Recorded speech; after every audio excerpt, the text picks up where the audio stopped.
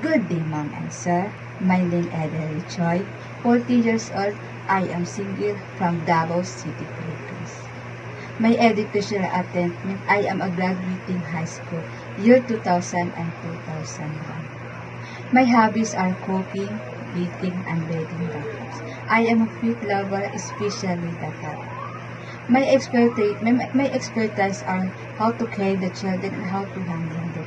And also I have experienced a newborn baby to take care of them. And domestic helper. I worked before in Singapore, year 2012 and 2014.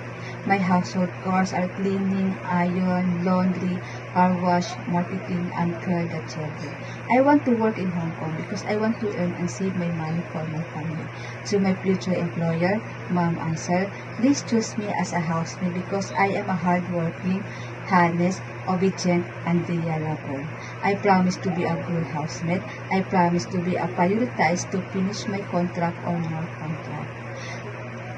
Thank you, Ma'am and Sir. I hope you like me. I am looking forward to work with you as soon as possible. Thank you.